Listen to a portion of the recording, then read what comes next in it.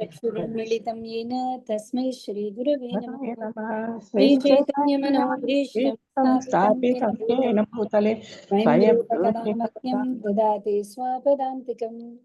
वन्देऽहं श्रीगुरो श्रीयुतपदकमलं श्रीगुरोन् वैष्णवांश्च श्रीरूपं साग्रजातं सहगणरघुनाथान्वितं तं सजीवं साद्वैतं सावधूतं परिजनसहितं कृष्णचैतन्यदेवं श्रीराधा कृष्णपादान् सहगणललिता श्रीविशाखान्वितांश्च।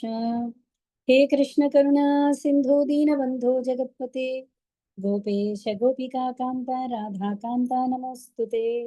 तप्तकाञ्चन गौराङ्गी राधे वृन्दावनेश्वरी वृषभानुसुते देवी प्रणमामि हरिप्रिये।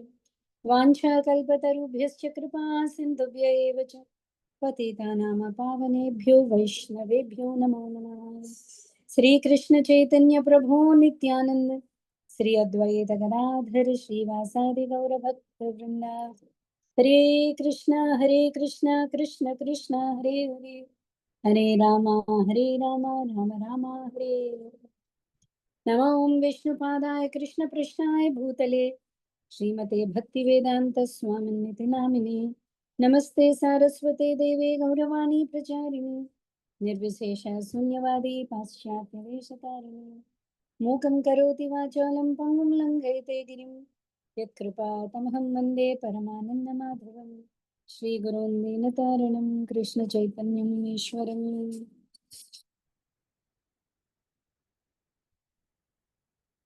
हरे कृष्ण। ओं नमो भगवते वासुदेवाय ओं नमो भगवते वासुदेवाय ओं नमो भगवते वासुदेवाय। नारायणं नमस्कृत्य नरं चैव नरोत्तमं देवीं सरस्वतीं व्यासं ततो जयमुदीरयेत्। नष्टप्रायेषु भद्रेषु नित्यं भागवतसेवया भगवत्युत्तमश्लोके भक्तिर्भवति नैष्ठिके। कृष्णाय वासुदेवाय देवकी नंदनाय च నందగోపకుమారాయ గోవిందాయ నమో నమః। హరే కృష్ణ హరే కృష్ణ. స్వరూప మాతాజీ చాలా రోజుల తర్వాత కనిపిస్తున్నారు మీరు. హరే కృష్ణ. అమెరికా పోయింది వచ్చిందని సంతోషం. సో తృతీయ స్కందం 15వ అధ్యాయం 15వ అధ్యాయంలో 14వ అధ్యాయము 41. కరెక్ట్. 14వ అధ్యాయం 41వ శ్లోకంలో ఉన్నాం ఇంకా. సో నిన్నటి క్లాస్లో కశ్యప ప్రజాపతి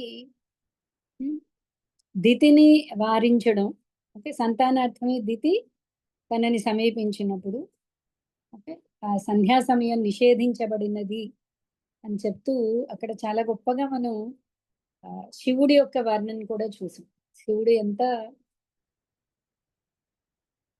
శివుడి యొక్క గొప్పతనం, మహిమ, ఓకే, ఎలాగా అతడు ఆశుతోష్ అంటే చాలా అతి శీఘ్రంగా ప్రసన్నుడవుతాడు. అలాంటి శివుడి ఎడ అపరాధం జరగకూడదు కాబట్టి ఇంకొంచెం కాలం వేచి ఉంచమని, ఇంకొన్ని ఘడియలు ఉండమని చెప్పాడు. కానీ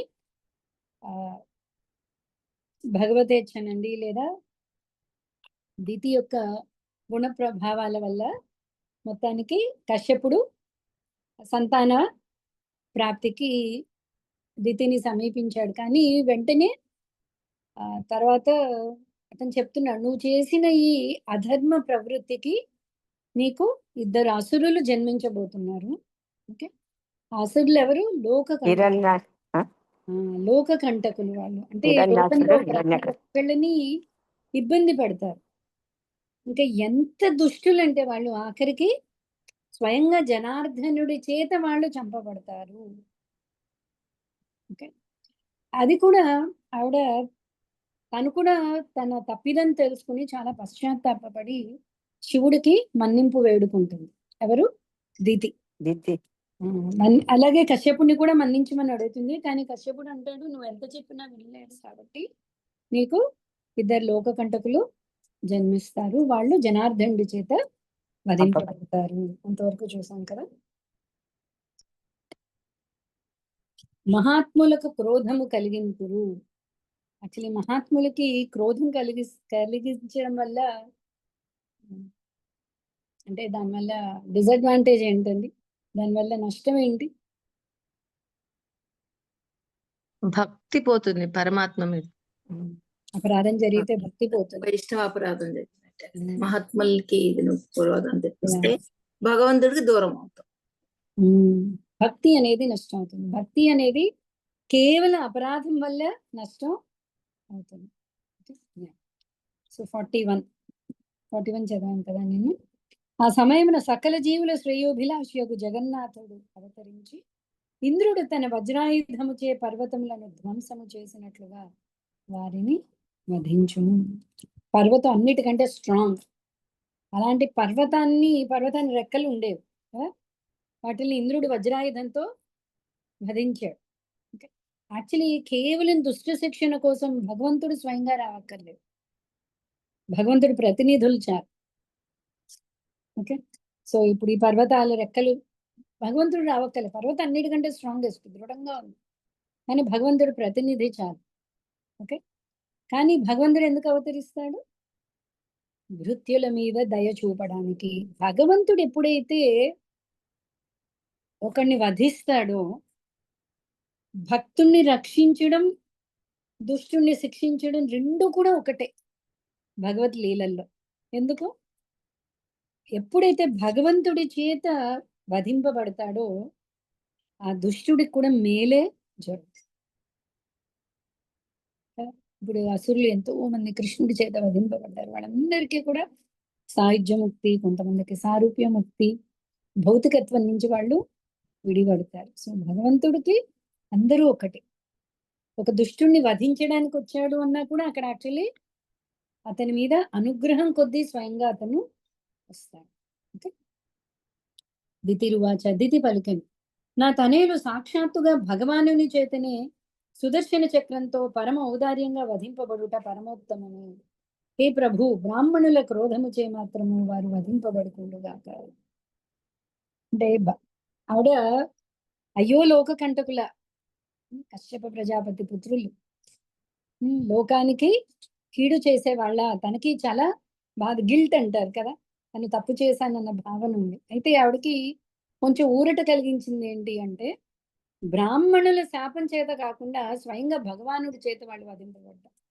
ఎందుకంటే ఒక బ్రాహ్మణుడి చేత శపించబడ్డాడు అంటే వాడి మీద ఆఖరికి నరకవాసులకు కూడా జాలి ఉండదు. సో బ్రాహ్మణుడి క్రోధానికి అంత శక్తి ఉంది. శాపగ్రస్తుడు అనుకోండి, బ్రాహ్మణుల శాపం అనుకోండి, క్రోధం అనుకోండి, వాడి మీద ఎవ్వరికీ కూడా జాలి ఉండదు. సో అవునంటుంది. సో పరమ ఉత్తమమే యాక్చువల్లీ భగవంతుడి చేత వధింపబడడం. బ్రాహ్మణుని చే శపితుడైన వాడు లేదా ఇతర జీవులకు సదా భయావహుడైనట్టి వాడు నరకవాసుల చేతనైనను తాను జన్మించి ఉన్న జాతి వారి చేతనైనను అనుగ్రహం నందజాలడు. అంటే చాలా చీత్కారమైన జన్మ. ఇంకా బ్రాహ్మణుడి క్రోధానికి వాడు బాధ్యుడే, అంటే గురయ్యాడు అంటే. సో బ్రాహ్మణులు క్రోధం చేత కాకుండా భగవంతు చేత వధింపబడుతున్నారు అని ఆవిడ కొంచెం ఊరట కలిగింది. జ్ఞానవంతుడు కశ్యపుడు పలికెను, నీ విచారము పశ్చాత్తాపము తగిన పర్యావలోచన కారణమునను దేవదేవుని ఎడగల అకుంఠిత విశ్వాసము మరియు శివుని ఎడ నా ఎడ నీకు గల ఆరాధన చేతను నీ పుత్రుని తనయులలో ఒకడు గొప్ప భక్తుడు కాగలడు. భగవానునితో సమానంగా అతని యశస్సు విస్తరించడం. సో నువ్వు ఇంత పశ్చాత్తాప పడుతున్నావు. ఇప్పుడు అంత తల్లి ఆవిడ ఏమనగలిగింది? భగవంతుడి చేత వద పర్వాలేదు, అది ఉత్తమమే అంటారు. అంటే భగవంతుడి మీద నీకు గల విశ్వాసం వల్ల, ఓకే, అలాగే శివుడి యందు నీకున్న భక్తి వల్ల, నా యందు నీకున్న భక్తి వల్ల నీకు నీ పుత్రులైతే లోక కంటకులు, కానీ వాళ్ళకి జన్మించే ఒకడు మాత్రం పరమ భక్తుడు కాగలడు. అంటే మనందరికీ అది తెలుసు, ప్రహ్లాద చరిత్ర. సో మనవుడు ప్రహ్లాదుడు పరమ భక్తుడి కింద రాబోతున్నాడు. ఆ ఉత్తమ భక్తుడి లక్షణాలు ఎలా ఉంటాయో కశ్యపుడు ఇప్పుడు చెప్తున్నాడు. నీ పౌత్రుని అడుగుజాడలను అనుసరించుటకు మహాత్ములైన వారు శుద్ధి విధానము మలిన బంగారమును చక్కబరిచినట్లుగా నిర్వైరాది భావములను అభ్యసించుచు అతని స్వభావమును పొంద యత్నింతురు. మనుజుని అస్తిత్వమును శుద్ధమునొచ్చడి విధానమైనటువంటి యోగాభ్యాసము ముఖ్యముగా ఆత్మ నిగ్రహము పైననే ఆధారపడి ఉండు. అటువంటి ఆత్మ నిగ్రహము లేకుండా ఎవ్వరునూ వైరము నుండి విడుదలను పొందజాలరు. బద్ధ స్థితి ఎందు ప్రతి జీవుడు ఇతర జీవుని ఎడ అసూయాపరుడై ఉండును. కాని ముక్త స్థితి ఎందు మాత్రము వైరభావము లేకుండును. ప్రహ్లాదుడు తన తండ్రిచే పలు విధములుగా హింసింపబడను. మన ప్రహ్లాద్ చరిత్రలో మనం ఇంకా డీటెయిల్ గా చదువుతాం. ఈ నిర్వైరి భావము అనేది దాన్ని ఏమంటారంటే చాలా మెచ్యూర్డ్ అండి. చాలా అంటే భక్తి సంపూర్ణంగా ఉన్నవాడే ప్రతి ఒక్కడిని ఎవరి యందు కూడా శత్రుత్వ భావం లేనివాడు ఉంటాడు. మన మహాభారతంలో యుధిష్ఠిరుడికి ఆ పేరు అజాత శత్రువు. శత్రువు అనేది అతనికి ఎవరిని చూసినా శత్రుత్వం రాదు. దుర్యోధనుడితో కూడా శత్రుత్వం లేదు. దుర్యోధనుడికి శత్రువు అనుకుంటున్నాడే కానీ ధర్మరాజు ఎప్పుడూ కూడా దుర్యోధన శత్రువు అని భావించలేదు. అలాగే ప్రహ్లాదు ఎంతో హింసించాడు కానీ ఏమాత్రం తండ్రి మీద ద్వేషం లేదు. తండ్రి తరఫున సైనికులు ఓకే ఎన్నో రకాలుగా ప్రహ్లాదుని హింసించడానికి ప్రయత్నించారు. వాళ్ళెవ్వరి మీద కూడా వైరి భావం లేదు. అలాంటి గొప్ప భక్తుడు నీకు రాబోతున్నాడు మనవాడి కింద. అతను చూసి అతన్ని అనుసరించడానికి భక్తులందరూ కూడా ప్రయత్నిస్తారు. అలాంటి భక్తుడు అని చెప్తున్నాడు. తనకు అన్యముగా దేనిని అభిలషించని భక్తుని ఎడ జగన్నియామకుడకు భగవానుడు సదా సంతుష్టుడై ఉండను కనుక ఎల్లరును అతని ఎడ ప్రసన్నులై ఉండరు. కృష్ణుడు భగవద్గీతలో చెప్తాడు అలాంటి భక్తుడికి నేనెప్పుడు ఉన్నాను, నాకెప్పుడు అతడు ఉన్నాను. అతని మనస్సు నిండా నేనే ఉన్నాను, నా మనస్సు నిండా అతనే ఉన్నాను. సో తనకి భక్తుడికి భేదం చూపించాడు ఇంకా కృష్ణుడు. ఎవరు? సతతం కీర్తయంతో నిత్యం కీర్తించేవాడు, నిత్యం నా స్మరణందే ఉన్నవాడు. అలాంటి వాడికి నాకు భేదం లేదు. సో అలా అంటే ఇవన్నీ కూడా ప్రహ్లాదుడి యొక్క లక్షణాలండి. సో అలాంటి భక్తుడిని చూసి ఎవరైనా కూడా ప్రసన్నులై ఉందరు. అంటే మహావతార నరసింహలో కూడా చూపిస్తుంటారు. ఆఖరికి ప్రహ్లాదుడి సాంగత్యంలో ఆ భటులు కూడా భక్తులు అయిపోతారు. వాళ్ళు కూడా వైరి భావాన్ని మరిచిపోతారు. పాములు వేస్తే పాములకు కూడా వైరి భావం లేదు. పాములు కూడా సాధువుల కింద అయిపోయారు. అదంటే దాని ఎవరి మహిమ? అది ఆ భక్తుడి యొక్క మహిమ. అంత నిర్వైరి భావంతో అతడు ఉంటాడు. ఆ మహాభాగవతుడు విస్తృత మేధస్సును విస్తృత ప్రభావమును కలిగి ఉండి మహాత్ములలో మహనీయుడు కాగలడు. పరిపక్వమగు భక్తి కారణమున అతడు నిక్కముగా దివ్యానుభూతి యందు నెలకొని ఉండి ఈ భౌతిక జగమును విడిచిన పిమ్మట ఆధ్యాత్మిక లోకమును ప్రవేశించును. అంతటి దివ్య అనుభూతి, భగవంతుడి యొక్క అనుభూతి ఉంది. మనం భక్తిలో స్టేజెస్ చూసాం. శ్రద్ధ దగ్గర మొదలయ్యి ప్రేమతో ఎంటర్ అవుతాం. ఆ ప్రేమ తర్వాత ఇంకొన్ని స్టేజెస్ చూసాం. ఎవరికైనా గుర్తుందా? ప్రేమ తర్వాత ప్రేమ తర్వాత నారదుడి స్టేజ్ లో చూసాం. ఒకటి భగవద్ దర్శనం, ఇంకొకటి భగవంతుడి దివ్య అనుభూతి. అనుభూతి, భగవంతుని అనుభూతి అనేది యాక్చువల్లీ మనకి భాషలో ప్రభుపాద వారు 3 టర్మ్స్ వాడుతున్నారండి. భక్తి అందలి దివ్య పురోగతిలో 3 దశలు కలవు. అవి స్థాయి భావము, అనుభావము, మహాభావము. ఓకే, ఇక్కడ అనుభావము అని వస్తుంది కదా మనకి. ఇక్కడ చూస్తే అనుభావిత అనే వర్డ్ ఉంది చూడండి. ప్రవృద్ధ భక్తాహి అనుభావితాశయ. అనుభావి, అనుభావము అంటే ఏంటి? దివ్యానుభూతి అంటే ఇక్కడ 3 చెప్తున్నారు. ఒకటి స్థాయి భావము. స్థాయి భావము అంటే ప్రేమ భక్తి. అంటే టాప్ మోస్ట్ భక్తిలో మళ్ళీ 3 స్టేజెస్ ఉన్నాయి. టాప్ మోస్ట్ ప్రేమ భక్తి, ఆ ప్రేమ భక్తిలో 3 స్టేజెస్ ఉన్నాయి. ఆ ఫస్ట్ ఏంటి అంటే స్థాయి భావం. స్థాయి భావము అంటే పూర్తి ప్రేమ భక్తి. ప్రేమ అంటే ఏంటి? ప్రేమ డెఫినేషన్ ఏంటండి? ప్రేమ భక్తి, ప్రేమ భక్తి డెఫినేషన్ భగవంతుని అందు పూర్తి విశ్వాసము మేడం. దానికి డెఫినేషన్ శ్లోకం ఏంటి? అహేతుకి అప్రతిహత.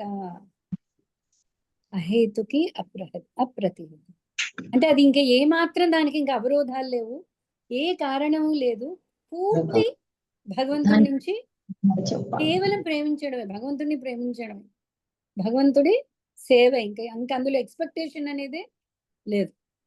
ఓకే, అది స్థాయి భావం.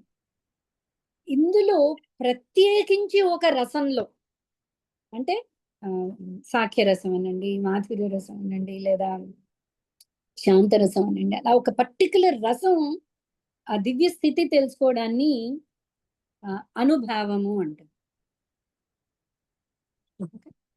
ఇంకా మూడోది మహాభావం. ఆ మహాభావం ఒక్క భగవంతుడి యొక్క ఆహ్లాదిని శక్తి రాధారాణికి మాత్రమే అది. ఆ మహాభావ స్థితి ఎవరు కూడా చేరుకోలేరు. ఆ మహాభావ స్థితి ఎలా అంటే మన కృష్ణలీలల్లో చూస్తాం. కృష్ణుడు వెళ్ళిపోతున్నాడు అంటే ఇక్కడ మూర్చిపోయింది రాధారాణి. వెళ్ళిపోతాడేమో అని ఇంకా అనుమానం వస్తుంది. ఆ విప్రలంబ భావన తీవ్రంగా వాళ్ళని అంటే ఇంకా శరీరంలో మార్పులు అన్నీ కూడా ప్రకటితం అవుతూ ఉంటాయి. ఆ భగవంతుడి యందు సెపరేషన్ వాళ్ళు మనం ఆ యుగాయితం నిమిషేన అంటున్నాం కదా, ఒక్క నిమిషం యుగ కాలం కింద. సో యూజువల్లీ కొన్నిసార్లు గోపికలు దాన్ని అనుభవిస్తుంటారు. అలాగే రాధారాణి పూర్తి మహాభావ స్థితిలో ఉంటుంది ఆవిడ. ఓకే, సో ఏంటి స్థాయి భావం, అనుభావం, మహాభావం. ఇక్కడ రాస్తారు ప్రభుపాద, నిరంతరముకు పూర్ణ భగవత్ ప్రేమ స్థాయి భావం అని పిలువబడును. ఏదైనా ఒక ప్రత్యేక దివ్య సంబంధమున అది నిర్వహింపబడినప్పుడు అనుభావము అని పిలువబడును. కానీ మహాభావ స్థితి మాత్రం భగవానుని స్వీయ ఆహ్లాదిని శక్తి అందే గోచరించు. సుద్దితి పౌత్రుడకు భక్త ప్రహ్లాదుడు కృష్ణ ధ్యానమందే సదా నిలిచి ఉండి ఆ దేవదేవుని కర్మలనే పదే పదే కీర్తించునని అవగతమైనది. నిరంతరము ధ్యానమందే నెలకొని ఉన్నందున భౌతిక దేహమును త్యజించిన పిదప అతడు సులభంగా వైకుంఠము చేరగలడు. సో ఈ స్థాయి భావం నుంచి ఎవరైనా సరే వైకుంఠానికి అర్హులవుతారు. అంటే సంపూర్ణ ప్రేమ భక్తి కలిగినప్పుడు భగవంతుడి యొక్క లీలా ప్రవేశం, భగవంతుడి యొక్క ధామ ప్రవేశం, భగవంతుడి యొక్క నిత్య సాంగత్యం అనేవి జరుగుతాయి. ఓకే, ఈ అనుభావం అంటే ఒక ప్రత్యేక రసం అనుకున్నాం కదండి, అది ప్రేమ స్థితి స్థాయి భావం దాటిన తరువాత గురుముఖాన ఒక భక్తుడికి అది వెల్లడి అవుతుంది. నువ్వు ఈ రసంలో ఉన్నావు, ఈ భావంలో ఉన్నావు. అంతవరకు మనకు అర్థం కాదు. కొన్నిసార్లు చిన్న కృష్ణుడితో నచ్చుతుంది మనకి, కొన్నిసార్లు పెద్ద కృష్ణుడు నచ్చుతాడు, కొన్నిసార్లు రాక్షసుల్ని వధించే కృష్ణుడు నచ్చుతాడు, కొన్ని చోట్ల సేవాభావం ఉంటుంది. ఇవన్నీ కూడా అక్కడక్కడ భక్తిలో ప్రకటితం అవుతూ ఉంటాయి. పూర్తి స్థాయి భావానికి వచ్చినప్పుడు పూర్తి సంపూర్ణ ప్రేమ భక్తి. ఓకే, సో అక్కడ మనకి ఈ ముందు స్టేజెస్ అన్ని కూడా దాటేసి పూర్తి ఏంటంటారు ప్రేమ ముందు స్థితి ఏంటండి? భావభక్తి వరకు కూడా మనకి అనర్థ నివృత్తి అనేది జరుగుతూనే ఉంటుంది. సో పూర్తిగా నిన్న కూడా మన అనర్థ నివృత్తి గురించి ఆలోచించాం. అనర్థ నివృత్తి పూర్తిగా పోయినప్పుడు అంటే ఏమాత్రం ఈసు అసూయలు ఏవి రాకూడదు. ఎప్పుడైతే మనం చెప్తూ ఉంటాం ఏంటి, సర్వే జనా సుఖినో భవంతు. సర్వే జనాలు నిజంగానే సర్వజనులు ఉన్నారు. ఎవరెవరు? మనకి హాని కలిగించిన వాళ్ళు, మనకి చేటు చేసిన వాళ్ళు, మనల్ని అవమానించిన వాళ్ళు, మనకి దుఃఖాన్ని కలిగించిన వాళ్ళు, అందరూ కూడా సుఖంగా ఉండాలి అని ఒక భక్తుడే కోరుకోగలడు. ప్రహ్లాదుడే కోరుకోగలడు. ప్రహ్లాదుడు నరసింహస్వామి ప్రత్యక్షమైన ప్రహ్లాదుడు చెప్తున్నాడు, స్వామి నన్ను నరకంలో పడేసినా నేను నీ స్మరణ మరవను, కాబట్టి నా గురించి నాకు చింతన లేదు. వీళ్ళందరినీ ఎలా ఉద్ధరింపబడతారు స్వామి? వీళ్ళందరినీ కూడా నువ్వు కనికరించు, వీళ్ళ గురించి నాకు చాలా దిగులుగా ఉంది అంట. ఎవరా వాళ్ళందరూ? అంతవరకు తనని బాధించిన వాళ్ళు, అంతేనా? అంతవరకు వాళ్ళ గురించి బాధ వ్యక్తపరుస్తున్నాడు ప్రహ్లాదు. సో ఇది ఒక్క సంపూర్ణ శుద్ధ భక్తుడికి మాత్రమే అది సాధ్యం అవుతుంది. సో అంత గొప్ప భక్తుడు నీకు రాబోతున్నాడు అని చెప్తున్నాడు అనమాట. ఎందుకు రామానుజాచార్యులు కూడా అంతే. రామానుజాచార్యులు, అలాగే హరిదాస్ ఠాకూర్. హరిదాస్ ఠాకూర్. హరిదాస్ ఠాకూర్ కి 21 బజార్ ప్లేస్ లో కొరడా దెబ్బలు, 100 కొరడా దెబ్బలు కొట్టమన్నాను. సో ఎంత కొట్టినా అతడికి మరణం రావట్లేదు. ఆఖరికి ఆ ఇద్దరు భటులు హరిదాస్ ఠాకూర్ని వేడుకుంటారు, మేము ఇప్పుడు వెళ్ళి చెప్పినా నవాబు నమ్మడు, కాబట్టి నువ్వే మా మీద దయ చూపించు అంటే వాళ్ళ కోసం అతడు శరీరాన్ని వదిలేస్తాడు. అమ్మాయ ఇప్పటికి అయింది అని వాళ్ళని తీసుకెళ్ళి ఆ శరీరాన్ని తీసుకెళ్ళి యమునలో పడేస్తాడు. తర్వాత మళ్ళీ అతను మళ్ళీ బతుకుతాడు యాక్చువల్లీ హరిదాస్ ఠాకూర్. తర్వాత కాజీ వచ్చి నవాబు వచ్చి కాళ్ళ మీద పడ్డ, ఇవన్నీ తర్వాత. అక్కడ ఏం చెప్తున్నా ఏ మాత్రం అంటే తన మృత్యువును కోరుకున్న వాళ్ళ మీద కూడా అతనికి దయ. యాక్చువల్లీ హరిదాస్ ఠాకూర్ ప్రహ్లాదుడి యొక్క అంశ. ఓకేనా? సో అలాంటి గొప్ప భక్తుడు ప్రహ్లాదుడు. నెక్స్ట్ అలంపట శీలధరో గుణాకరు. ఇంకా చెప్తున్నాడు, సమస్త సద్గుణములకు అతడు ధర్మశీలుడైన నిధి కాగలడు. ఇతరుల సుఖము పట్ల అతడు హర్షితుడగును, ఇతరుల దుఃఖముల విషయమున వ్యాకులుడగును. అతడు శత్రురహితుడై ఉండును. గ్రీష్మకాలపు సూర్యుని పిమ్మట మనోహరముకు చంద్రుని వలె అతడు సమస్త జగత్తు యొక్క శోకమును హరించువాడు కాగలడు. ఎంతటి దయావంతుడు అంటే ఇతరుల సుఖాన్ని సుఖం కింద, ఇతరుల దుఃఖాన్ని దుఃఖం కింద, తనకి ఏమాత్రం సంబంధం లేదు. యాక్చువల్లీ ఎప్పుడైతే తనతో పాటు మిగతా వాళ్ళందరికీ కూడా శిక్ష విధిస్తూ ఉంటాడు, వాళ్ళందరి కోసం ప్రార్థిస్తుంటాడు ప్రహ్లాదుడు. ఒక్కసారి కూడా నన్ను రక్షించు అని అనట్లేదు, వీళ్ళందరినీ రక్షించు. ఓకే, నిత్యం అదే భావన. నీ పౌత్రుడు పూర్ణ పురుషోత్తముడకు భగవానుని యవ్వాని పత్ని పరమ సుందరియగు లక్ష్మీదేవియు అంతర్బాహ్యములందు గాంచగలుగును. ఆ దేవదేవుడు భక్తుడు వాంఛించిన రూపమును ధరించగలడు. అతని ముఖము కుండల మండితమై ఉండును. అంటే ఎలాంటి భక్తుడు అంటే అతడి కోసం అతడు కోరిన రూపాన్ని భగవంతుడు ధరిస్తాడు. యాక్చువల్లీ ధ్యాన శ్లోకాలు నాకు తెలియదు మీలో ఎంతమంది ప్రతిరోజు చెప్పుకుంటున్నారు. ధృత్యానుకంపిత ధియేహ గృహీత మూర్తి అనేక అవతారాలు గ్రహిస్తున్నాడు భగవంతుడు. దేనికి? భృత్యుల కోసం. ఓహో, ఇప్పుడు ప్రహ్లాదుని రక్షించాలంటే ఈ అవతారంలో రావాలి, నరసింహ అవతారంలో రావాలి, భక్తుల కోసం. భూదేవిని పైనుంచి తీసుకురావాలి, శూకర రూపం అయినా పర్వాలేదు, శూకర రూపం. ఓకే, కచ్చప రూపం. ఇవన్నీ కూడా అంటే భక్తుల కోసం భగవంతుడు అనుగ్రహంతో తీసుకుంటున్న అవతారాలు. సో నీ భక్తుడి కోసం అతడు వాంఛించిన రూపమును ధరించగలడు అని చెప్తుంది. మైత్రేయ వాచ, మైత్రేయ ముని పలికను, తన పౌత్రుడు పరమ భాగవతుడు కాగలడనియు తన పుత్రులు శ్రీకృష్ణునిచే వధింపబడురనియు విని దితి మనస్సులో అత్యంత ముదముందెను. కానీ ఆవిడ భక్తురాలు కాబట్టి వాడికి ఆనందం వచ్చింది. ఉన్నిలే, నా తప్పిదం వల్ల. ఇంకొకటి మనం పరీక్షిత్ విషయంలో కూడా అర్థం చేసుకుందాం. ఏంటి? తప్పు చేసినప్పుడు ఆ తప్పుకి దండించబడిన శిక్షని యాక్సెప్ట్ చేయాలి. అప్పుడు భగవంతుని యాక్సెప్ట్ చేసినట్టు లెక్క. ఆవిడ యాక్సెప్ట్ చేసుకుంటుంది. అది నిజమైన పశ్చాత్తాపం. పరీక్షిత్ అలాగే ఎదురు చూశాడు. మనం చెప్తున్నాం కదా, అది నిజమైన పశ్చాత్తాపం. జనరల్లీ మనకి పశ్చాత్తాపం అంటే మన ప్రాయశ్చిత్తం పశ్చాత్తాపం కలిపేస్తూ ఉంటాం. ఓకే, ఈ తప్పు చేశాను, నేను ఇక్కడ దానం ఇచ్చేస్తాను, ఇది నాకు ఇక్కడ కాంపెన్సేట్ అయిపోతుంది, నేను పనిష్మెంట్ నుంచి తప్పించుకోవాలి అన్న భావనే ప్రాయశ్చిత్తం. నిజమైన ప్రాయశ్చిత్తం ఏంటి? పశ్చాత్తాపడడం. చాలాసార్లు మనం చూసాం. సో దితికి ఆ తప్పు చేసిన ఇంతటి భక్తుడు మనవుడు కింద రావడం వరమా కదా? ఎలా అయింది? భగవంతుడు ఎందు భక్తి వల్ల ఆవిడ యాక్సెప్ట్ చేసుకుంది. నిజమైన పశ్చాత్తాపాన్ని చూపించి క్షమాపణ అడుగుంది భగవంతుని. ఓకే, ఆవిడ యాక్సెప్ట్ చేస్తుంది. పోనీలే, జనార్దనుడి చేత మరణింపబడని వాళ్ళు అంటే ఇటు తల్లి రోల్లో కూడా ఉంది ఆవిడ.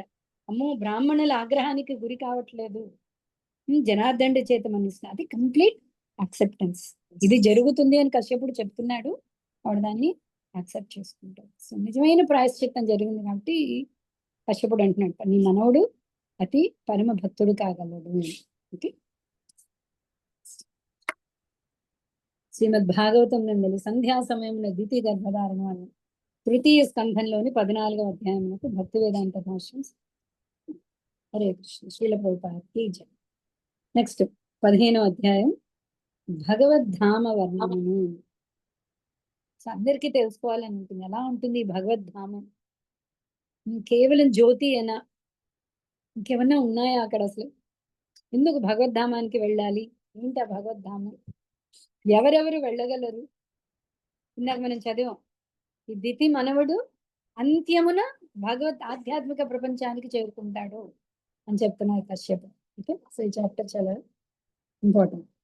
శ్రీ మైత్రేయుడు మనవుడు కూడా బలి చక్రవర్తి కూడా బలి చక్రవర్తి ఇంకా ఆధ్యాత్మిక ప్రపంచానికి చేరుకోలేదు, చేరుకుంటాడు బలి చక్రవర్తి. బలి చక్రవర్తికి నైస్ యాక్చువల్లీ. బలి చక్రవర్తి ఎప్పుడు వెళ్తాడు?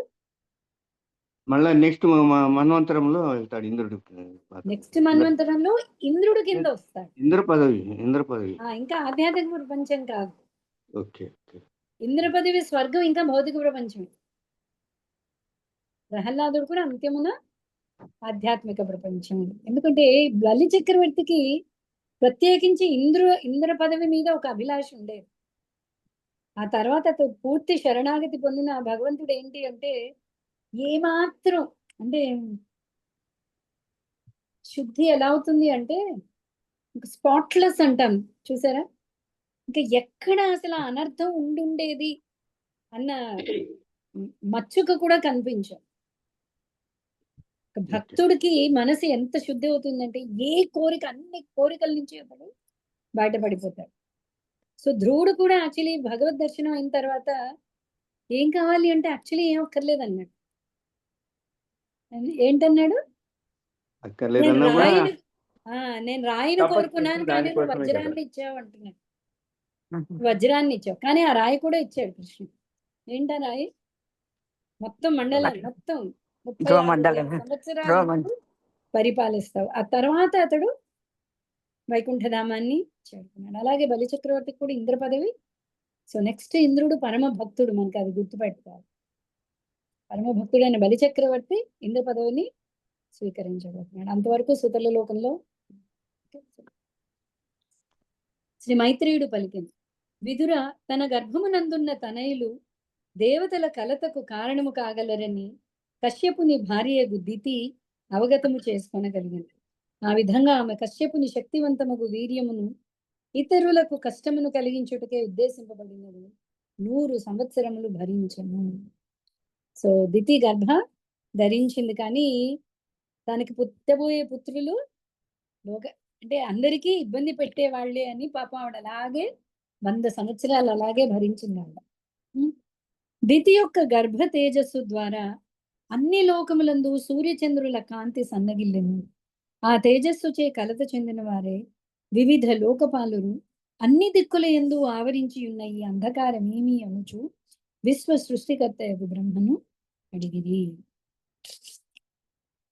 సో ఎప్పుడైతే ఏదైనా సరే నేచర్కి మనం యూజువల్లీ తపస్సు చేసుకుంటున్నప్పుడు మనకి తెలుస్తుంది. హిరణ్యకశిపుడు తపస్సు చేసినప్పుడు కూడా అంతే, ఏమైంది? మొత్తం స్తంభించిపోయింది. ఓకే, అలాగే దితి గర్భంలో ఉన్నప్పుడు ఏంటి? మొత్తం చిమ్మ చీకటి ఆవరించింది. ప్రకృతిలో చేంజెస్ అనమాట. ఆవిడ స్తంభించి పట్టుకుని ఉంది, ఆవిడ ప్రసవించట్లేదు. సో దాంతో ఆ కాంతి వల్ల ఏమైంది? మొత్తం అంధకారం అలుముకుంటోంది. సో అందరూ దేవతలందరూ ఏంటి, ఎక్కడి నుంచి వచ్చింది ఈ అంధకారం అనుకుంటూ బ్రహ్మదేవుడి దగ్గరికి వెళ్తున్నారు. భాష్యం భక్తి వేదాంత స్వామి శ్రీల ప్రభుపాద. విశ్వమందలి అన్ని లోకములకు సూర్యుడే కాంతి మూలమని శ్రీమద్ భాగవతంలోని శ్లోకము ద్వారా గోచరించున్నది. ప్రతి విశ్వమనందు అనేక సూర్యులు కలరనుచు పలికెడి నవీన విజ్ఞాన శాస్త్ర సిద్ధాంతముని ఈ శ్లోకము సమర్థించుటలేదు. అనగా ప్రతి విశ్వమునందు ఒకే సూర్యుడు కలడని, అతడే ఆ విశ్వమునందలి లోకములన్నింటికీ కాంతిని ప్రసరించునని అవగతమగుచున్నది. చంద్రుడు సైతము నక్షత్రములలో ఒకడని భగవద్గీత యందు తెలుపబడినది. నక్షత్రములు అసంఖ్యాకములుగా నుండును. రాత్రి సమయంలో వాటిని మనము గాంచినప్పుడు అవి కాంతిని పరావర్తనము కావించునవి అవగతము చేసుకొనగలము. వెన్నెల అనున్నది సూర్యకాంతి యొక్క పరావర్తనమైనట్లుగా ఇతర లోకములు కూడా సూర్యకాంతిని ప్రతిబింబింప చేయగలవు. మన చూపుకు అందని లోకములెన్నయో కలవు. దితి గర్భమునందలి తనయుల దానవ ప్రభావం విశ్వమంతటను అంధకారమును వ్యాపింపచేసింది. నక్షత్రాణం అహం ఏంటన్నాడు భగవద్గీతలో? నక్షత్రాలలో అహం శశి, చేసి నేను చంద్రుడను. నక్షత్రాలలో నేను చంద్రుడను. మన సైన్స్ లో ఏం నేర్చుకున్నాం? సూర్యుడు ఒక సూర్యుడు. నక్షత్రం. నక్షత్రానికి మిగతా వాటికి తేడా ఏంటి? నక్షత్రాలు స్వయం ప్రకాశితం అంటాం, కానీ మనకి శాస్త్రం అలా చెప్పట్లేదు. సూర్యకాంతి, చంద్రుడు కూడా నక్షత్రమే. సూర్యకాంతి వల్ల మిగతా నక్షత్రాలకి కాంతి వస్తుంది. ఉన్నది ఒక విశ్వానికి ఒక సూర్యుడే. మన 5వ స్కందంలో ఇంకా డీటెయిల్డ్ గా చదువుతాం సూర్య చంద్రులు ఎలా తిరుగుతున్నారు, వాళ్ళ కాంతి ఎంతవరకు పనిచేస్తుంది. ఓకే, ఇవన్నీ మనం 5వ స్కందంలో చదువుతాం. ఓకే, సో ప్రస్తుతానికి ఏంటైంది? దితి గర్భం వల్ల మొత్తం అంధకారం అలముకుని భాగ్యవంతులకు దేవతలు పలికి, ఓ ఘనుడా, నీవు చక్కగా ఎరిగి ఉన్నట్టిదియు మాకు ఉద్విగ్నతను కలిగించునుదియు అగు ఈ అంధకారమును ఒక మారు గాంచుము. కాల ప్రభావం నిన్ను స్పృశింపలేనందున నీకు అప్రకటితమైనట్టిది ఏదీను లేదు. సో బ్రహ్మదేవుణ్ణి సమీపించి వాళ్ళు ప్రార్థిస్తున్నారు, నీకన్నీ తెలుసు దేవా, ఓకే, మాకు ఇది కలత చెందుతోంది మేము దీనివల్ల, సో ఏం జరుగుతోంది ఏంటి మాకు వివరించండి అని అడుగుతున్నారు. ఓ దేవదేవ, విశ్వపోషక, దేవతా శిరోమణి, ఆధ్యాత్మిక భౌతిక జగములందలి సమస్త జీవుల మనోభావములను నీవు ఎరిగి ఉన్నావు.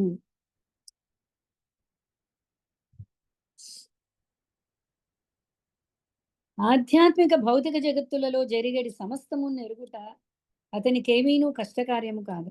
ఎల్లరి హృదయమును ఎల్లరి మనోభావములను అతడు ఎరుగును. కనుకనే ఆ సంఘటనను వివరింపుమని అతడు అర్థింపబడింది. ఎందులకై దితి గర్భము విశ్వమంతటను అట్టి వ్యాకులతను కలుగజేయుచున్నది. బ్రహ్మదేవుడు అందరి దేవతల్లోకి టాప్ మోస్ట్ ఎవరు? బ్రహ్మదేవుడు. బ్రహ్మదేవుడి పైన బ్రహ్మదేవుడి పైన రుద్రుడు, రుద్ర- శివుడు. ఓకే, ఓ బల విజ్ఞానములకు ఆది కారణుడా, నీకు వందనములు. దేవదేవుని నుండి నీవు పృథగ్రూపముగు రజోగుణమును గ్రహించితివి. బాహ్య శక్తి సహాయముతో నీవు అవ్యక్త మూలము నుండి జన్మించి ఉంటివి. నీకు నమస్సులు. బ్రహ్మదేవుని ప్రార్థిస్తున్నారు, హే ప్రభు, ఈ లోకములన్నీను నీ అందే నిలిచి ఉన్నవి. జీవులందరూ నీ నుండియే ఉద్భవించురి. అనగా ఈ విశ్వమునకు నీవే కారణుడవు. అనన్యముగా నిన్ను ధ్యానించువాడు భక్తి యోగమును బడయును. ప్రాణాయామము ద్వారా ఇంద్రియ మనస్సులను నిగ్రహించి తత్ఫలితముగా అనుభవజ్ఞులను మరియు పరిపక్వత కలిగిన వారును అగు యోగులుగానైన వారలకు ఈ భౌతిక జగమునందు అపజయమే లేదు. అట్టి యోగ పూర్ణత్వము ద్వారా వారు నీ కరుణను బడిసి ఉండుటయే అందులకు కారణము. భాషించగలను. యోగ ప్రక్రియల ప్రయోజనము ఇచ్చట వివరింపబడినది. అనుభవజ్ఞుడగు యోగి ప్రాణాయామము ద్వారా ఇంద్రియములు మనస్సుపై పూర్ణ నియంత్రణను పొందునని తెలుపబడినది. అనగా ప్రాణాయామమే యోగము యొక్క చరమ లక్ష్యం కాదు. యోగ ప్రక్రియల నిజ ప్రయోజనము మనస్సు ఇంద్రియములను నియమించుటయే. మీకు అర్థమైందా ఏంటి చదువుతున్నాం మనం? యోగా ఎందుకు చేయాలండి? అందరు ఏమంటూ ఉంటారు? ఆరోగ్యం కోసం యోగా అని. యోగం అంటే భగవంతుడు యమ నియమ ఆసన ఆసన ప్రాణాయామ. అసలు యోగ యొక్క ఉద్దేశం ఏంటి? ఇంద్రియముల మీద ఇంద్రియాల పైన మనస్సు పైన నిగ్రహం సాధించడం. దాని లక్ష్యం అది కాదు. దాని లక్ష్యం ఏంటి అంటే యోగం ద్వారా ఇంద్రియ నిగ్రహం పొంది మనస్సు మీద అధీనత పొంది ఆ మనస్సుని భగవంతుడికి వైపుకి మళ్లించడం. అది యోగం యొక్క నిజ లక్ష్యం. అంతేగాని యోగా బాగా చేస్తే ఆరోగ్యం బాగా వస్తుంది. మంచి ఆరోగ్యం ఉంటే ఏం చేయొచ్చు? ఎక్కువ ఇంద్రియ భోగం చేయొచ్చు. ప్రస్తుతం అందరు అలాగే రాసుకుని ఉంటారు. అయ్యో మీరు అనుకున్నవి చేయలేకపోతున్నారా, మీకు ఆరోగ్యం అడ్డుగా ఉందా, యోగా చేయండి, ప్రాణాయామం చేయండి. తలనొప్పి వస్తుందా, ప్రాణాయామం చేయండి. తలనొప్పి తగ్గితే ఏం చేయొచ్చు, ఎక్కువ భోగం చేయొచ్చు, అంతేనా? కానీ యోగా యొక్క మూల ఉద్దేశం ఏంటి? ఇంద్రియ నిగ్రహం, మనస్సుని నిగ్రహించుకోవడం. ఎందుకు మనస్సు నిగ్రహించుకోవాలి? మనస్సు అసత్యం వైపుకి వెళ్తుంది, దాన్ని నిగ్రహించి సత్యం వైపుకి తీసుకెళ్ళాలి. భగవంతుడితో యోగం కోసం యోగ సాధన చేయాలి.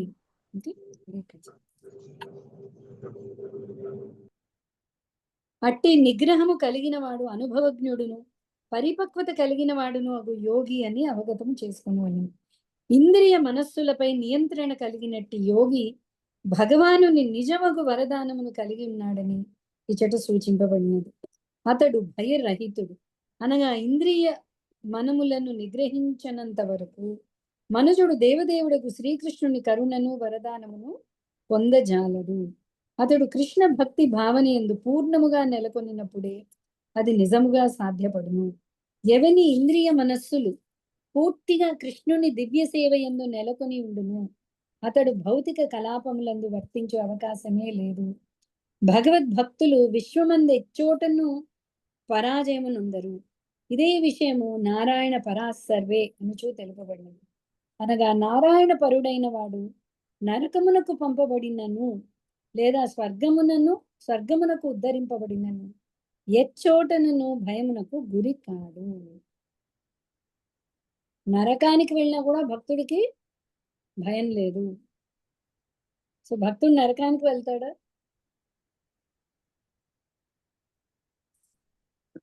నరకానికి వెళ్ళినా వాడికి భయం లేదట భక్తుడికి. ఎందుకు అంటే కళ గురించి ధీరులు బీరులు చెడు కళ రాగానే కృంగిపోరు, అది కళ కదా అని వాడికి అర్థం అవుతుంది. ఇంకొకటి, భక్తులు ఒకవేళ తప్పు జరిగిన పూర్వజన్మ వాసన వల్ల గుణకర్మ ప్రభావాల వల్ల వాళ్ళు నిజమైన పశ్చాత్తాపం వాళ్ళు ఆ శిక్షను స్వీకరిస్తారు. సో వాళ్ళకి అసలు భయం లేదు. ఇది భగవత్ సంకల్పం. ఎక్కడ 5 ఏళ్ల పిల్లవాడండి ప్రహ్లాదుడు. ఇప్పుడు కాంటెక్స్ట్ ప్రహ్లాదుడి గురించి. ఎక్కడ భయం అన్న పదవే లేదు అసలు. అంత భీకరమైన నరసింహస్వామి రూపాన్ని చూసి దేవతలందరూ భయపడుతున్నారు. లక్ష్మీదేవి ముందుకు వెళ్ళడానికి సాహసించట్లేదు, కానీ ప్రహ్లాదుడికి భయం లేదు. ఎక్కడున్నా సరే ప్రహ్లాదుడికి భయం లేదు, భక్తులకి భయం లేదు. యాక్చువల్లీ సో భయం ఉండదు, వాళ్ళు దేనికైనా సిద్ధము అని చెప్పడానికే, కానీ భక్తుడికి నరకం అనేది అసలు లేదు. ఎందుకు? సమస్త అహం త్వాం సర్వ పాపేభ్యో మోక్షయిస్తాను, అన్ని పాపాల నుంచి నీకు మోక్షం. ఇంకా పాపానికి మోక్షం అంటే ఏంటి? ఇంకా నరక బాధ అనేది లేదు. ఒక్కసారి శుద్ధ నామ వచ్చిందా సమస్త పాపాలు దూది తగలబడిపోయి బూడిదైపోయినట్టుగా సమస్త పాపాలు తొలగిపోతాయి. సో నరక భయం అనేది అసలు లేదు. ఓకే. ముక్కుకు వేయబడిన త్రాడు చేత వృషభము నడుపబడినట్లుగా విశ్వమునందలి జీవులందరూ వేద నిర్దేశములచే నడుపబడుదురు. వేద వాంగ్మయమునందు విధింపబడిన నియమములను ఎవ్వరునూ ఉల్లంఘింపజాలరు. అట్టి వేదములను ఒసగిన ప్రధాన పురుషునకు మన నమస్సులు. ఓకే. సో ప్రతిదీ కూడా వేద వాంగ్మయ మూలంగా, అంటే ప్రకృతి ఏమంటారు, నియమాలు, నియమం ప్రకారం ప్రతిదీ జరుగుతుంది. ఇప్పుడు సూర్యుడు ఈ సమయంలో ఉదయిస్తాడు, ఇలా పరిభ్రమిస్తాడు, చంద్రుడు ఇలా ఉంటాడు, అగ్ని ఇలా ఉంటుంది, ఈ పాపానికి ఇది శిక్ష. ఇవన్నీ కూడా వేద వాంగ్మయం అనుసరించి మొత్తం ప్రపంచం అంతా కూడా, విశ్వమంతా కూడా నడుస్తుంది. అలాంటి వేద వాంగ్మయం నీ నుంచే ఉద్భవించింది, బ్రహ్మదేవుడి నుంచి వచ్చింది. ఓకే. సో అందుకని వాళ్ళు ఏమంటున్నారు, అలాంటి నీకు మేము నమస్కరిస్తున్నాము. దేవతలు బ్రహ్మదేవుని ప్రార్థించిరి, మేము దుఃఖమయ స్థితి యందు పడిన కారణమున దయయుంచి కరుణాదృక్కులతో మమ్మగాంచము. అంధకారము వలన మా కర్మలన్నీ నిలిచిపోయినవి. సో స్వర్గలోకంలో కూడా అంధకారం అంటే భయం ఉంది. భయం భయం అనేది ఏంటండి? భవరోగానికి లక్షణం. 3 లక్షణాలు చెప్పుకున్నాం మనం. మనకి భవరోగం ఉంది అనడానికి. ఏంటవి? మనకి స్వచ్ఛమైన భవరోగం స్వచ్ఛమైన భక్తి, అనుభక్తి. మనకి రోగం ఉంది అని ఎలా తెలుసు? మనకు అందరికి రోగం ఉందా లేదా? భవరోగం ఉందా లేదా? శోకమోహ భయం. థ్యాంక్ యూ సౌజన్య గారు. శోకము, మోహము, భయము, ఈ 3 ఉన్నాయి అంటే మనం ఇంకా ఈ భౌతికత్వంలో ఉన్నట్టే లెక్క. అంతే కదా మరి? భౌతికత్వంలో ఉంది కాబట్టి మనకి ఫ్యూచర్ గురించి భయం వస్తుంది. అమ్మో అని భయం. మన సత్యం అని ఇంకా మనం తెలుసుకోవట్లేదు. మన నిత్యం అని మనకి తెలియట్లేదు. అంటే ఇంకా భౌతిక లక్షణాలు ఉండిపోయాయి. ఇక్కడ మనం ఏంటి చూస్తున్నాం అంటే దేవతలకి కూడా, అంటే దేవతలందరూ అమృతం తాగారు కదా, అయినా కూడా వాళ్ళకి అంధకారం రాగానే భయం వస్తుంది, కలత చెందుతుంది. ఓకే, హిరణ్యకశిపుడు భార్య ఎవరావిడ? కయాదుని ఇంద్రుడు ఎందుకు తీసుకెళ్తున్నాడు? భయం. హిరణ్యకశిపుడే ఇంత ఉద్ధృతంగా ఉన్నాడు, ఇతడికి రాబోయే పుత్రుడు ఎలా ఉంటాడు, ఎలా ఉంటాడు అని భయం. పుట్టంగానే భయం. ఇంద్ర పదవిలో ఉన్నవాడికి కూడా భయం. జనలోక తపలోక వాసులు కింద మంటలు వస్తుంటే ఆ లోకాన్ని వదిలి పైకి చేరుకుంటున్నారు. భయం ఈ భౌతిక ప్రపంచంలో అది ఒక లక్షణం. ఓకే, సో దేవతలందరూ కూడా అందుకనే, సో అన్య దేవత, మన దేవతలందరినీ ప్రార్థిస్తూ ఉంటాం. వాళ్ళ కష్టం వచ్చినప్పుడు వాళ్ళు ఏం చేస్తున్నారు? వాళ్ళందరూ బ్రహ్మదేవుడి దగ్గరికి వెళ్తున్నారు. బ్రహ్మదేవుడు ఏం చేస్తుంటాడు? విష్ణుమూర్తి దగ్గరికి వెళ్తాడు. విష్ణుమూర్తి ఎవరి దగ్గరికి వెళ్తాడు? విష్ణుమూర్తి అవతరించి అందరి భయాన్ని తొలగిస్తూ ఉంటాడు. ఓకే, సో అక్కడెక్కడో సైకిల్ ఒక చోట స్టాప్ అవుతుంది. అతన్ని మనం భగవంతుడు అని డిఫైన్ చేసాం. ఓకే,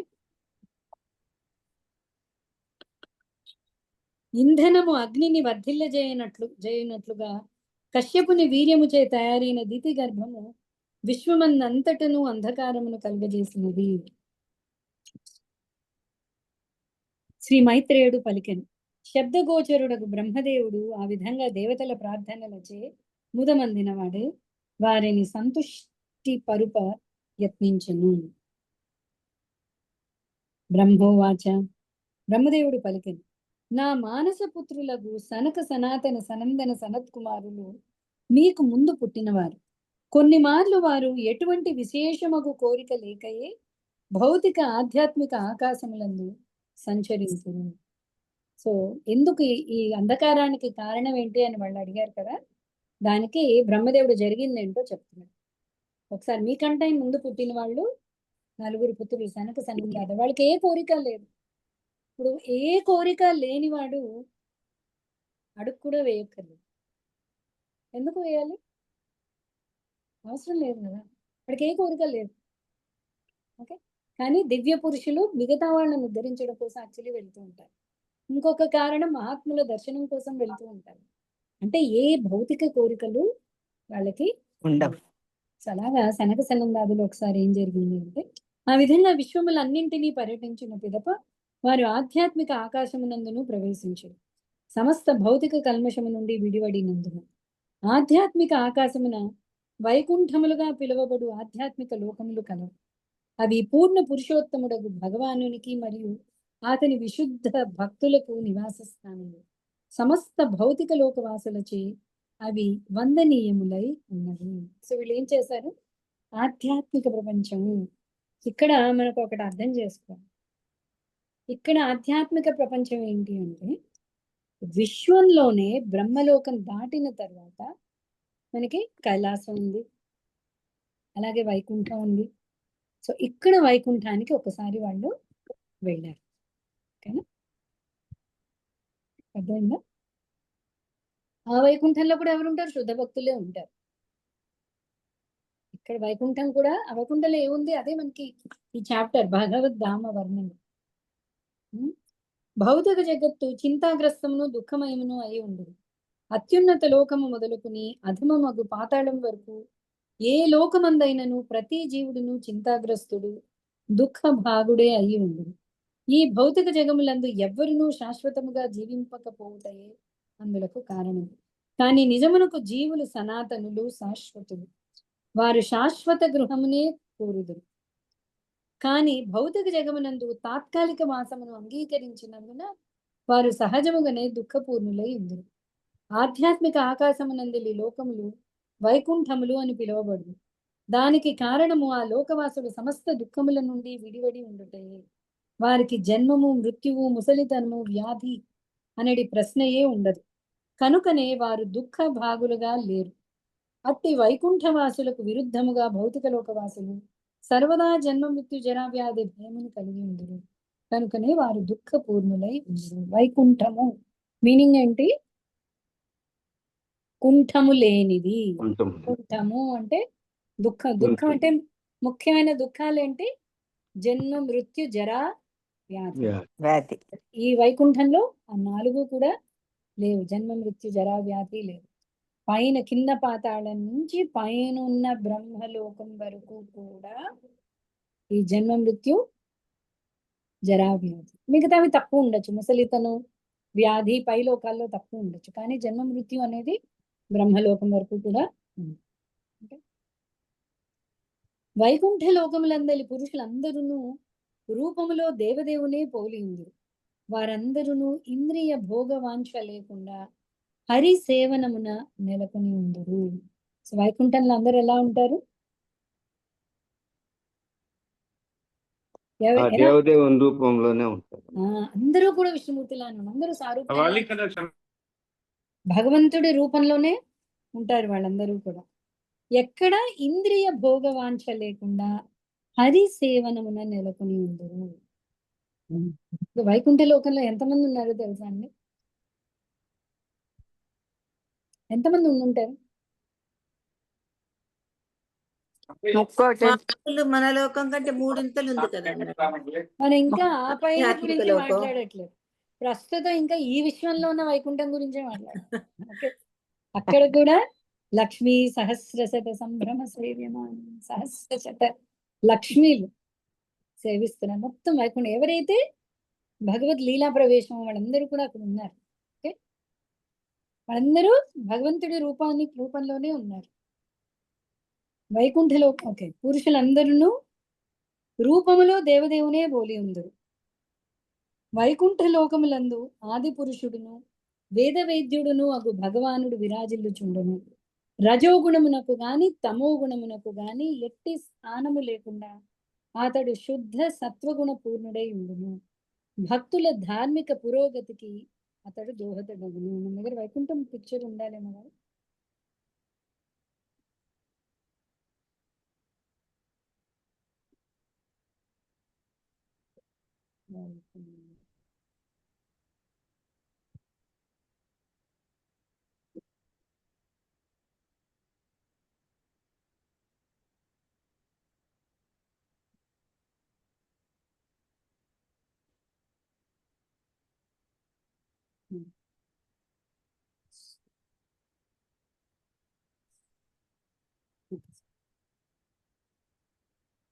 ఇప్పుడు ఏ వల్ల యాక్చువల్లీ సమస్త పిక్చర్స్ రూపంలో వస్తున్నాయి. ఇంకా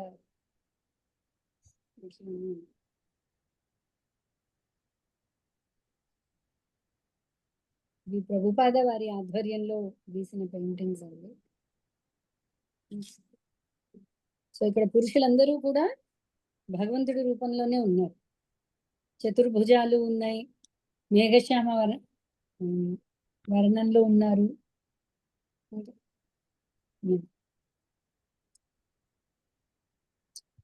కానీ ఇక్కడ ఇంకొక గుణం ఏంటి చదివామనే, ఇక్కడ రజోతమో గుణాలు ఏమాత్రము లేకుండా విశుద్ధ సత్వ. సో ఉత్తి సత్వ కాదు, సత్వంలో ఇంకా రజోగుణ తమో ట్రేసెస్ ఉన్నాయి. పూర్తిగా రజోగుణ తమస్సు లేదు అంటే దాన్ని విశుద్ధ సత్వము ప్రతి ఒక్క శుద్ధ సత్వం లేదా విశుద్ధ సత్వం. సో వైకుంఠంలో ప్రతి ఒక్కళ్ళు కూడా విశుద్ధ సత్వగుణంలో ఉన్నారు. ఆధ్యాత్మిక ఆకాశమునందని భగవద్ధామము వేద వర్ణనల నుండి శ్రవణము చేయట ద్వారా తప్ప అన్యమగు ఏ ఇతర విధానములను అవగతము కాబోదు. దాని చెంతకు పోయి ఎవరును చూడజాలరు. ఈ భౌతిక జగమందును యాంత్రిక వాహనము ద్వారా అత్యంత దూర స్థానమునకు ఏగ పైకము చెల్లింపజాలని వారు కేవలము ప్రామాణికముకు పుస్తకముల ద్వారానే ఆ స్థానమును గూర్చి తెలుసుకొనగలరు. అదే విధంగా ఆధ్యాత్మిక ఆకాశమునందలి వైకుంఠ లోకములు ఈ భౌతిక జగత్తునకు పరముగానున్నవి. అంతరిక్షమును ప్రయాణింప యత్నించినట్టి నవీన శాస్త్రజ్ఞులు విశ్వమందలి అత్యున్నత లోకముల విషయమును అటుంచి అతి చేరువలో ఉన్న చంద్రలోకమును చేరుటకును మిక్కిలి కష్టమును పొందుచున్నారు. వారు భౌతిక ఆకాశమునకు పరముగా పోయి ఆధ్యాత్మిక ఆకాశమును ప్రవేశించి తామే స్వయంగా ఆధ్యాత్మిక లోకములను గాంచగలుగుట ఎట్టి అవకాశము లేదు. కనుక ఆధ్యాత్మిక ఆకాశమునందరి భగవద్ధామము కేవలము ప్రామాణికమగు వేదములు పురాణముల ద్వారానే అవగతము కాగలదు. ఏం చెప్తున్నారు ప్రభుపాద వారు? ఈ వైకుంఠ వర్ణన ఇలా ఉంది, ఎవరన్నా చూసొచ్చారా? ఎవరైనా చూసొచ్చారా? వైకుంఠంకి వెళ్ళిన వాడు మళ్ళీ కిందకి ఎందుకు వస్తారు? ఒకసారి ఆలోచించి. బ్రహ్మే చూడలేదు. వైకుంఠానికి వెళ్ళిన వాడు కిందకి రాడు, మళ్ళీ మనకు వచ్చి చెప్పడు ఇప్పుడు వైకుంఠం. ఓకే, సో ప్రభుపాద వారు ఏం చెప్తున్నారు అంటే, ఏదో విజ్ఞానం పెరిగిపోయింది, ఈ విమానంలో నేను వెళ్ళి వైకుంఠం చూసొస్తాను అంటే అవ్వదు. పక్కనున్న చంద్రమండలంకి ఇంతవరకు వెళ్ళలేదు.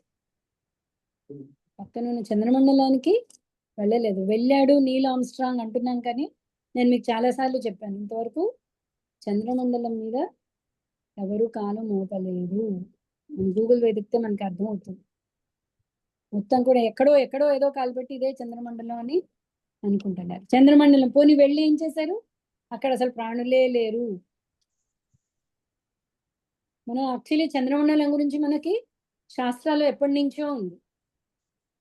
చంద్రమండలం నుంచి ఎవరైనా వచ్చారా? మనకు తెలుసా ఎవరైనా క్యారెక్టర్ మహాభారతంలో? అభిమన్యుడు అభిమన్యుడు చంద్రుడు కుమారుడే కదా. సో చంద్రుడు, చంద్రలోకం, నక్షత్రాలు ఇవన్నీ ఏంటి? సో చంద్రలోకంలో మన ఈ కళ్ళతో కనిపించే జీవులు ఏవి లేకపోవచ్చు. ఎందుకంటే పై లోకాలకి వెళ్లే కొద్దీ శరీరం ఇంకా ఇంకా సూక్ష్మంగా తయారవుతుంది. మరి కల్పన చావ్లా మాతాజీ,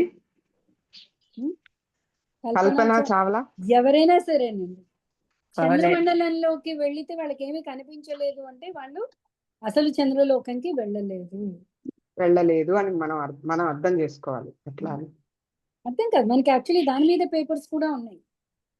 ఓ did man really step on the moon అని మీరు గూగుల్లో కొడితే ఎన్ని పేపర్స్ ఉన్నాయో దాని మీద. చంద్రమండలంకి వెళ్ళలేదు.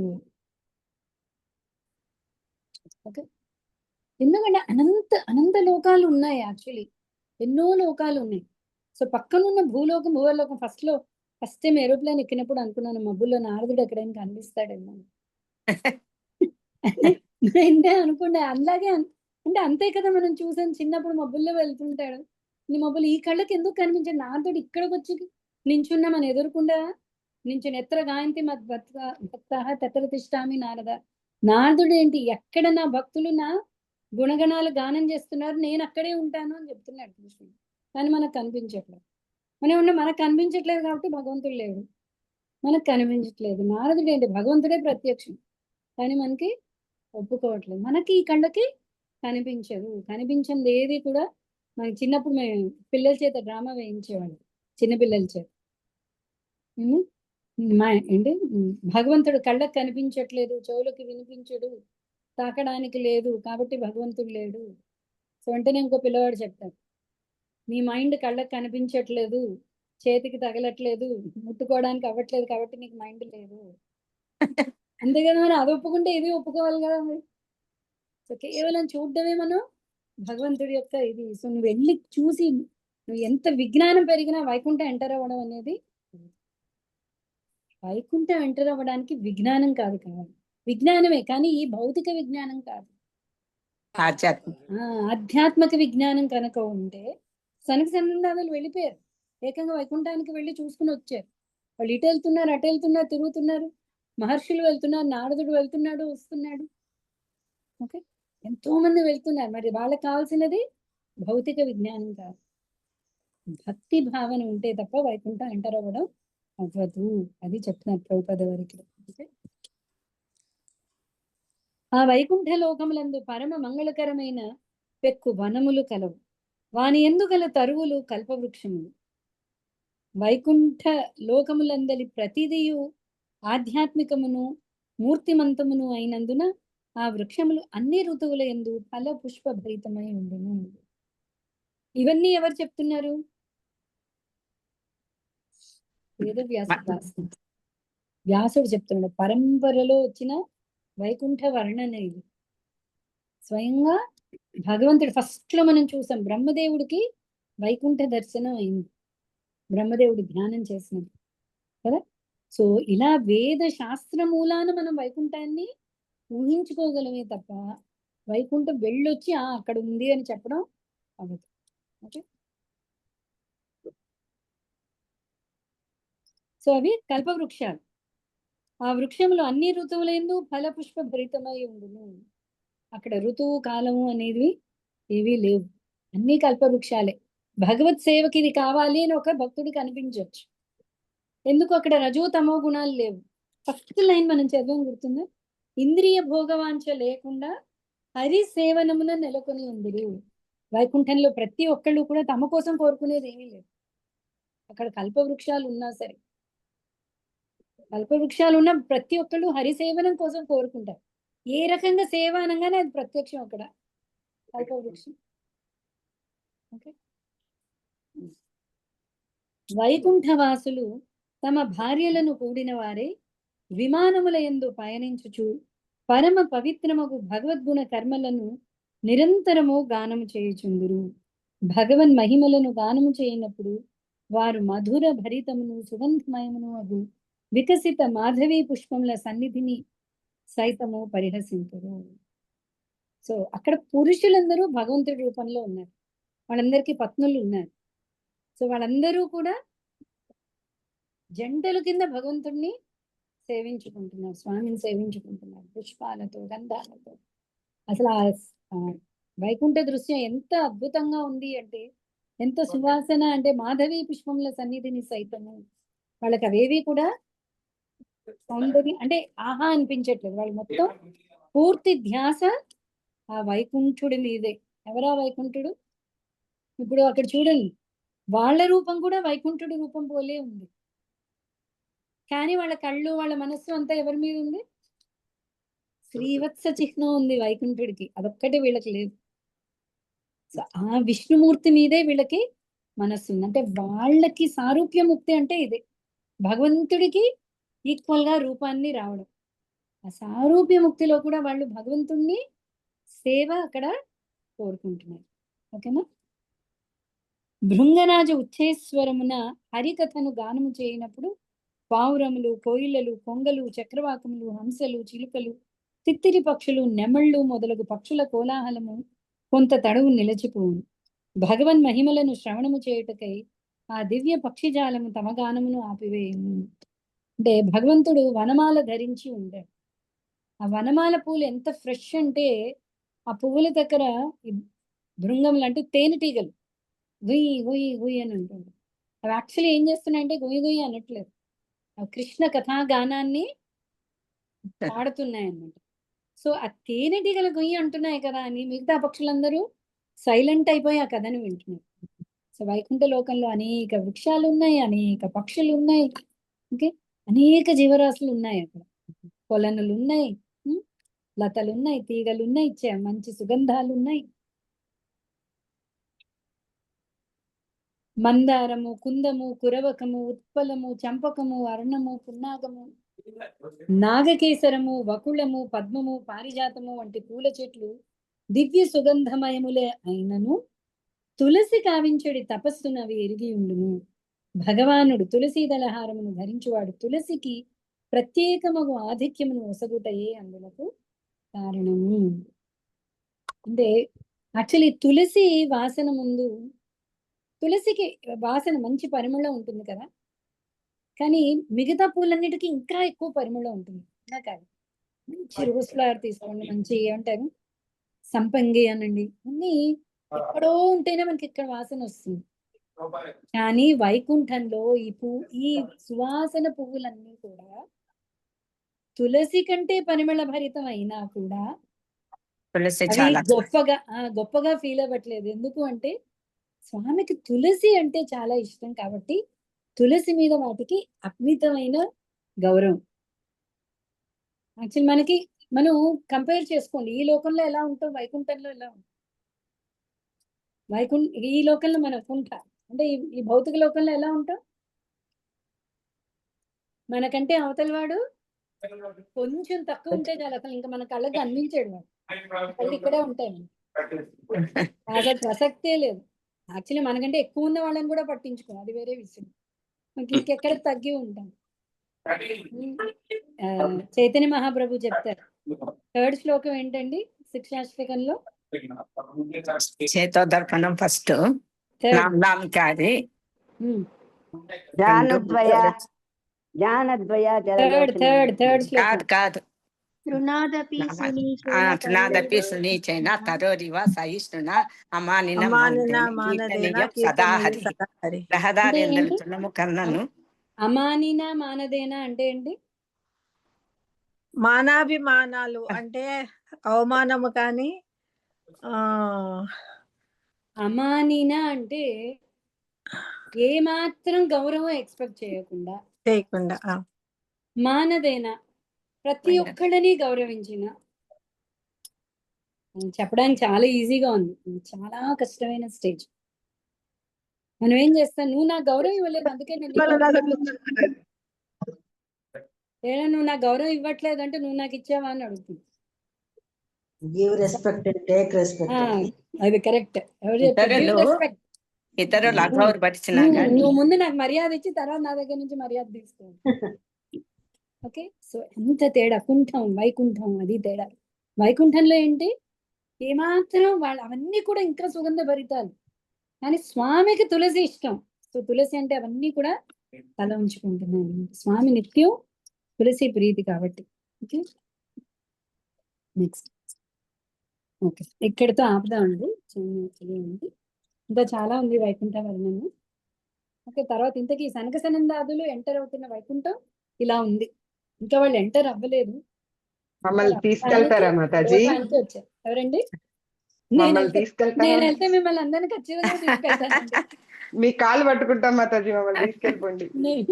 మనందరం ఒకళ్ళనొకళ్ళు చేతులు పట్టుకుని వెళ్తా ఉంటాం, ఒకళ్ళ కోసం ఒకళ్ళు ప్రార్థించుకుంటూ.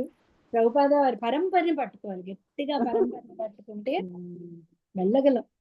వెళ్ళలేవు అనుకోండి అసలు ఇవన్నీ చెప్పరు కూడా. అసాధ్యమైతే చదవడం ఎందుకు? సాధ్యమేనండి, ఖచ్చితంగా సాధ్యమే. కానీ దానికి తగ్గ సాధన. ప్రతి చోట మన ప్రయారిటీ ఏంటి, మనకేం కావాలో అది ఇస్తాడండి భగవంతుడు. చాలా సింపుల్ రూల్, పాపం చాలా సింపుల్ రూల్ పెట్టుకున్నాడు. నాకు భౌతికత్వం కావాలి, సరే వెళ్ళు. కాదు కృష్ణ నాకు నువ్వు కావాలి, సరేరా. మొత్తం నమ్మకం అనేది వచ్చింది మాతాజీ. మన కోరిక మీదే మనం ఇక్కడ ఉన్నాం, అదొక్కటి మనం అర్థం చేసుకోవాలి.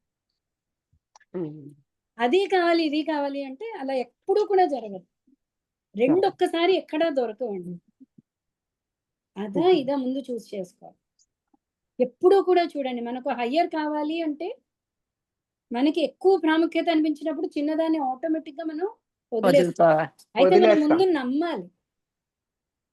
నేను మీకు మొన్న ఎగ్జాంపుల్ చెప్పాను, చిన్న ఎగ్జాంపుల్. పొద్దున్నే ప్లేన్ టికెట్ మిస్ అయిపోతాము, నిద్రను వదిలేస్తాం, ఆటోమేటిక్ గా వదిలేస్తాం మనం. అంటే దీని మీద మన నమ్మకం కుదిరింది, ఇది ఎట్టి పరిస్థితుల్లో నేను వదులుకోకూడదు అని నేను నమ్ముతున్నాను కాబట్టి నా నిద్రను నేను వదిలేస్తున్నాను. ప్రభుపాద గారు చెప్తూ ఉంటారు ఏంటి, చాలా ఒక ఎగ్జాంపుల్ ఇస్తుంటారు.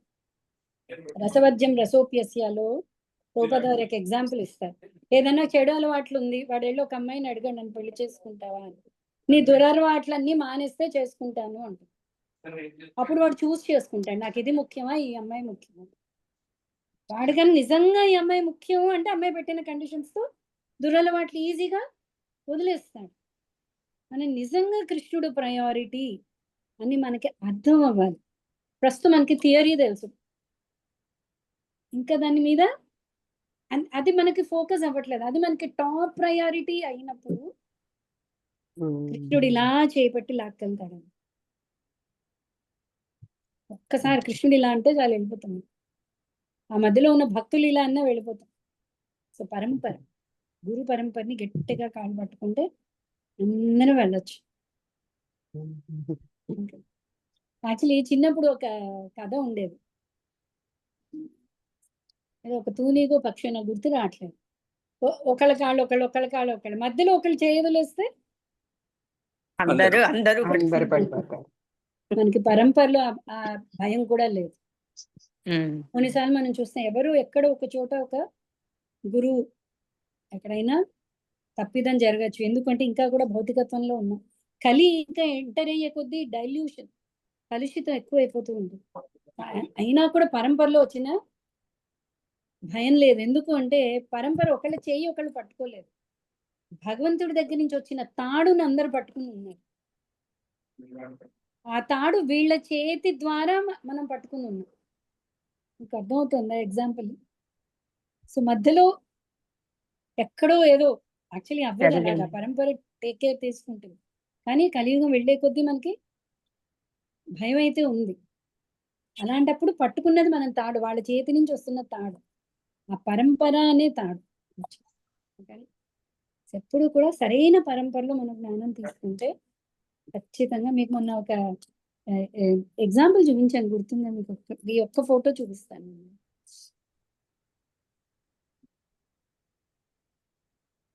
విశ్వాల పైన ఈ మహాదేవుడు అవన్నీ చూసాం కదా మనం. కనిపిస్తుంది అది? ఇదేంటి? విశ్వం పైన బ్రహ్మజ్యోతి, బ్రహ్మజ్యోతి పైన కైలాసం కనిపిస్తుందా? బ్రహ్మజ్యోతి పైన కైలాసం, కైలాసం పైన ఐశ్వర్యధామం, ఇక్కడే వైకుంఠ లోకాలన్నీ ఉన్నాయి. ఓకే, ఈ పైన మాధుర్యధామం. వీటన్నిటికీ కనెక్షన్ ఏదైనా కనిపిస్తుంది మీకు? ఇది తీగ లాంటిది ఒక తీగ. అది ఎక్కడ బయలుదేరింది? భూలోకంలో బయలుదేరింది. ఈ తీగ ఏంటి రాసింది కనిపిస్తుందా? హరే కృష్ణ హరే కృష్ణ హరే కృష్ణ కృష్ణ కృష్ణ హరే రామ రామ రామ రామ రామ హరే. భగవంతుడి నామజపం ఎంత వరకు తీసుకెళ్తుందో చూడండి. భూలోకం నుంచి విశ్వం దాటి, కారణ సముద్రం దాటి, బ్రహ్మజ్యోతి దాటి, కైలాసం దాటి, వైకుంఠ లోకాలు దాటి, గోలోకంలో కృష్ణుడి పాదాల వరకు మనం తీసుకెళ్ళగలదు. కనిపిస్తుందా మీకు తీగ? ఈసారి ఇస్కాన్ చెన్నై టెంపుల్లో ఇదే పెట్టారండి, బొమ్మల కొలువుకి. చాలా బాగా పెట్టారు. కింద విశ్వంలో కృష్ణుడు, ఇలా అయోధ్య లోకాలు, ఇలా అన్ని పెట్టి ఒక తీగను పెట్టి పైన రాధాకృష్ణుడు పెట్టి, ఆ కృష్ణుడు కాళ్ళకి. ఇదేంటంటే తీగ చాలా డెలికేట్. ఈ దారిలో ఎక్కడ అపరాధం జరగకూడదు. భక్తి బీజం లత కింద ఇలా పాకి దీన్ని చాలా జాగ్రత్తగా కాపాడుకుంటూ వస్తే అది గోలోకం వరకు తీసుకెళ్ళగలదు. చక్కగా దాన్ని నీరు పోయాలి, పౌష్టిక ఆహారం ఇవ్వాలి ఆ తీగకి. ఏంటి అవన్నీ మన సాధన. ఎంత శ్రద్ధగా జాగ్రత్తగా అపరాధాలు అంటే చెయ్యకుండా అలా జాగ్రత్తగా కాపాడుకుంటూ ఉంటే గోలోకం వరకు తీసుకెళ్ళగలదు. వైకుంఠ ధామాలు దాటి గోలోకం వరకు కూడా తీసుకెళ్ళగలదు తీగ. కలౌతత్ హరికీర్తనం. హరికీర్తన ఒక్కటేనండి కలియుగంలో, అన్నీ సాధ్యమే దీంతో. వాంఛాకల్పతరుభ్యశ్చ కృపా